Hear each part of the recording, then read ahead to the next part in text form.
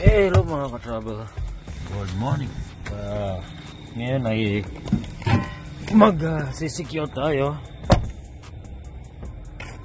Sisecure tayo ng ito, bentonite. Bentonite ang natin. So ito mga bentonite ano, itong mga load na to. At ito itong isa sisecure ko.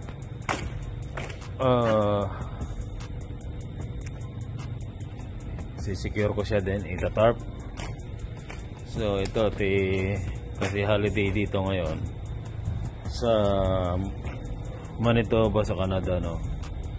Yan, holiday ngayon dito ngayon. So ito, wala tayong schedule ngayon. Ito muna, sideline muna ako sa securement sa tarping.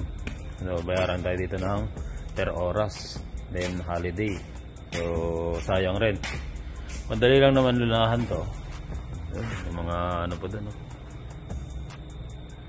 Lapati. So marami to do. Mag-secure ako na ngayon ng dalawang ganito trailer.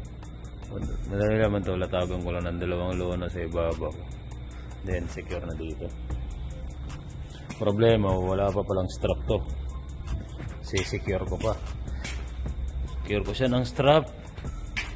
And then lona.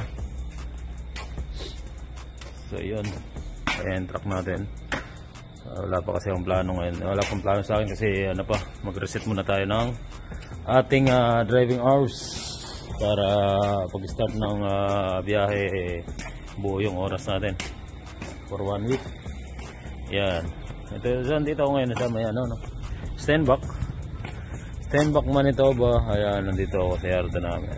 So halos rin, halos 1 buwan mahigit din. So magta 2 months na nasa labas tayo. Ngayon na tayo nakabalik dito sa Stenbach. Yan, at hanapin ko lang yung kukuha lang ako ng strap. I-share ko na lang sa inyo yung securement mamaya. At mag-secure muna tayo. So yun. So marami pang iba, yung iba walang mga biyahe doon. So dito rin may mga Kelsey rin dito, mga Kelsey dyan. So tahimik ngayon dito kasi holiday, walang so yung iba may mga biyahe, pero yung mga dito sa Canada holiday ngayon. So ito yun sa dock ng van, loading dock ng van, sa timbangan to, wing scale. Yun.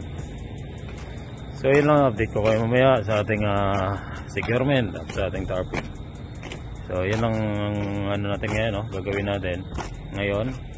Magsisecure tayo ng dalawang trailer at magta-tarping. So yun, update tayo sa ating securement at tarping ngayong araw. So kakatapos ko lang, yan, tapos na, na-tarp ko na. Na-tarp ko na to. Bali, dalawa yung natapos ko ngayon. So, kahit walang biyahe, wala akong biyahe. Bayad ako per oras. Yan. So, pina-secure sa akin. Then, pina-tarp. Yan. So, ito yung tarping station dito sa may Stenbach. May weak weight yan. So ayun, medyo pangit lang yung mga lona kasi pinulot-pulot lang. Sana ito yung isa kong yung nauna, yun green tsaka black. Ito yung isa. So dalawang natapos natin ngayon, dalawang trailer. Marami kasi ito mga bentonite. Yan. So wala, sa akin, nakiusap na mag-secure saka mag-tarp ng load. Kaya ayun, pagod. Pahinga tayo konti, then ligo tayo. So holiday dito ngayon, bukas. Tapos bukas may deliver ako. Deliver ako bukas. Yan, i-deliver ko yung load ko nandun. Ayun. Bukas ko na siguro salpakan. Yun, yung dalawang boat i-deliver ko bukas. Dito lang rin na Manitoba lang. So may mga 117 kilometers away from here. Ayan, ayan yung dalawang na yan. Biyahe ko bukas sa MB317 sa Lake Life Sports.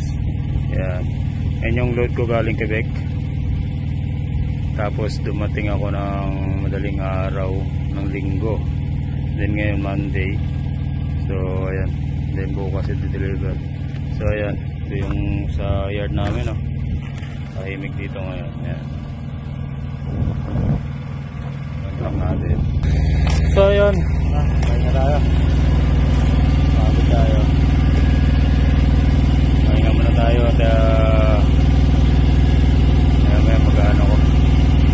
Shower ako. So ayan lang yun ang ginawa natin ngayon.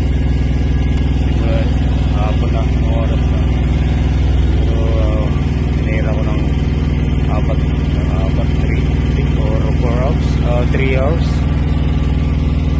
3 or 4 hours tinira ko yung dalawang trailer loaded. So yan lang muna at yan ang update natin yung araw na ginawa natin securement sa Qatar.